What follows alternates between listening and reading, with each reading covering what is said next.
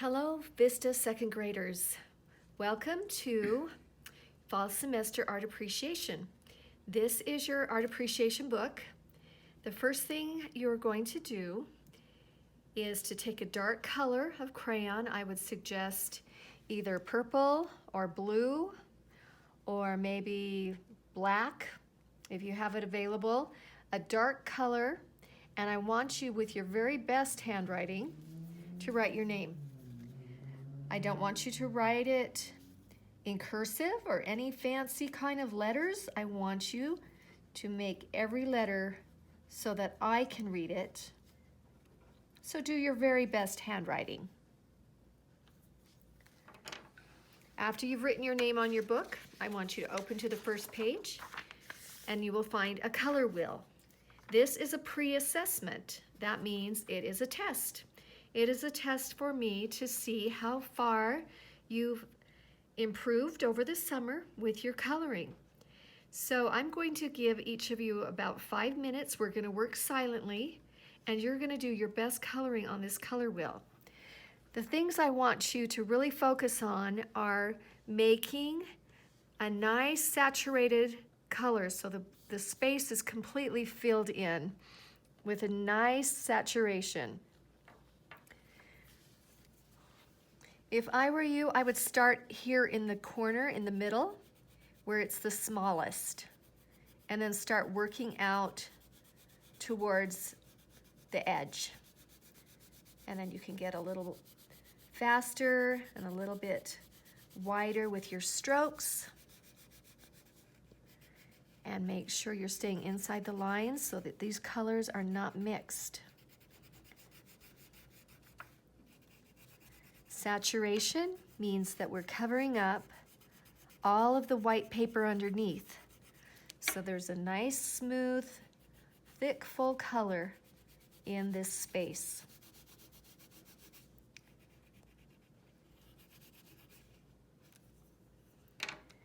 Now I have noticed in our crayon boxes that the red crayon almost looks pink.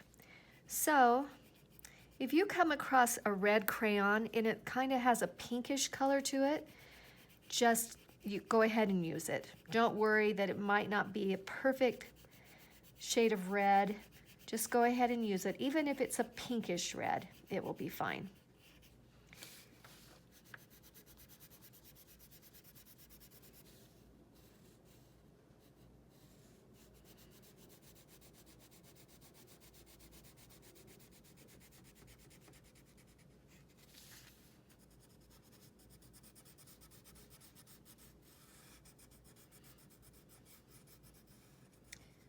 Remember, I want you to work silently and keep your eyes on your own coloring. Focus on doing your individual best.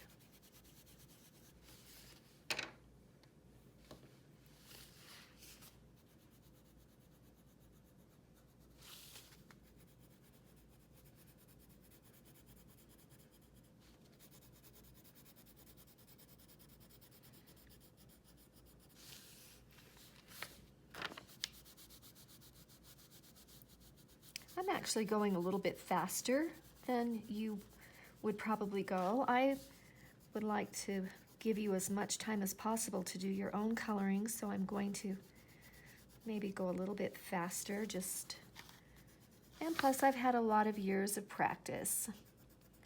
So my coloring, I can go a little bit faster. I want you to take your time and do your best.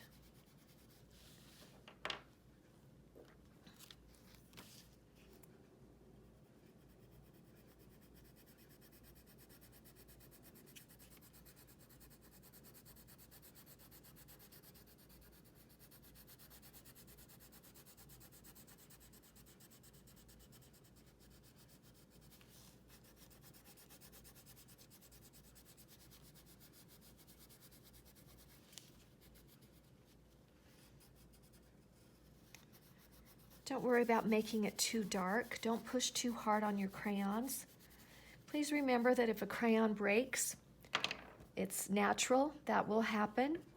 It's not a big deal. Just continue to work with your crayons. Even if they're broken, they still work fantastically. So don't worry if a crayon breaks, just continue to work.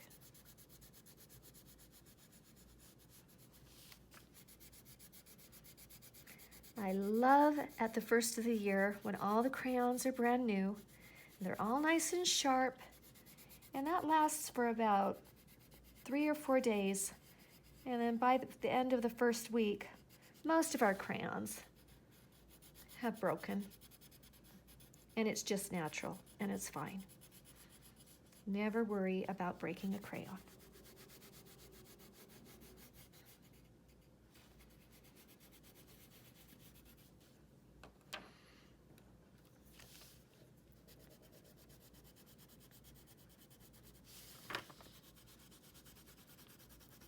Remember, you'll have 5 minutes to work on this page.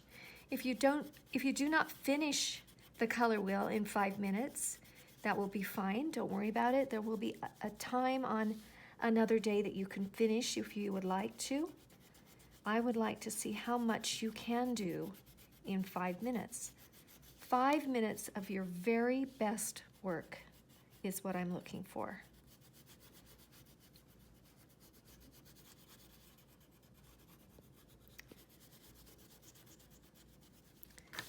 Part 2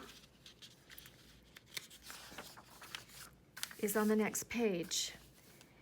This is where we will do a review of your primary and secondary colors. Down here at the bottom, it says following a color key. If the part of the parrot has a letter P inside of it, you can see those small letter P's, you will color it either red, yellow, or blue. And of course we know that red, yellow, and blue are what? On the count of 3, I'd like everybody to tell me, what do we call the colors red, yellow, and blue? 1, 2, 3. Correct. Those are the primary colors.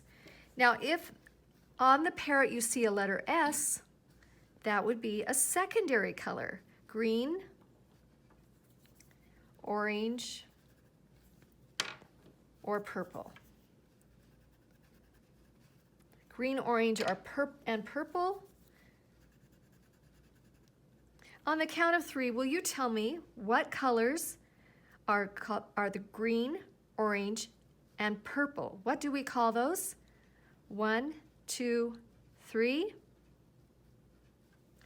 Correct. Those are secondary colors.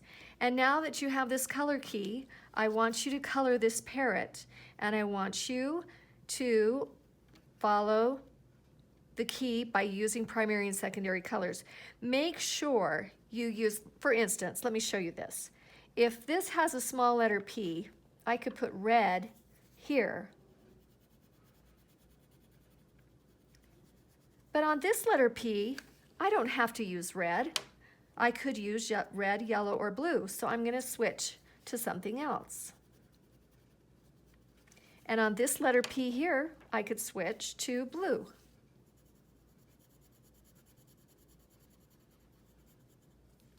On this letter S right here, I could do perhaps maybe orange would look nice. On these letter S, the S on each side of this feather, I might want to do those purple. And you will choose what colors you will put in those spaces. And by doing that, everyone's parrot will be just a little bit different. Let me work on this for just another minute, and then I'm going to give you about 7 minutes to work on this parrot.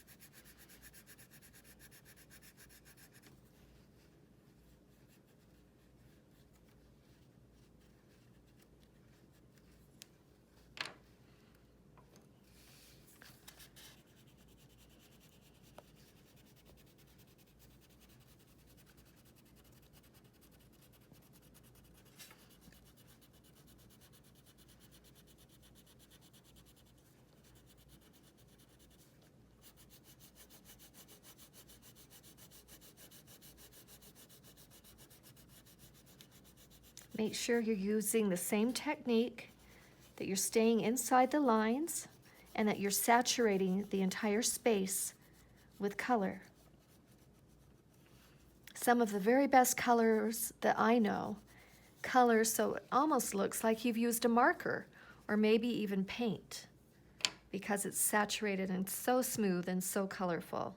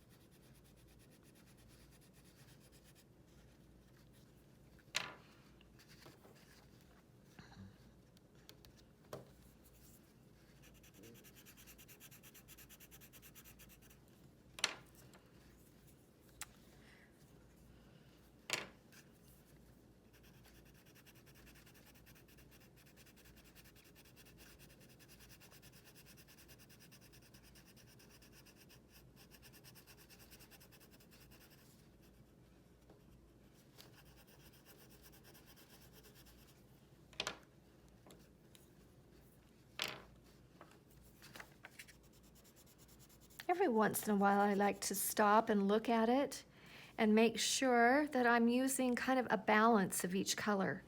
I don't want to use too much of just one color, especially when you're coloring something like a tropical bird that's very colorful. Make it colorful and interesting.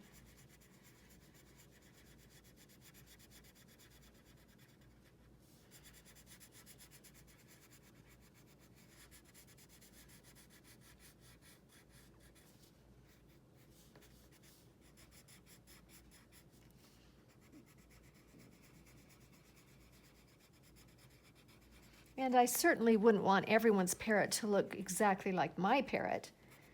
That would be boring. Let's make sure we're doing something different and interesting.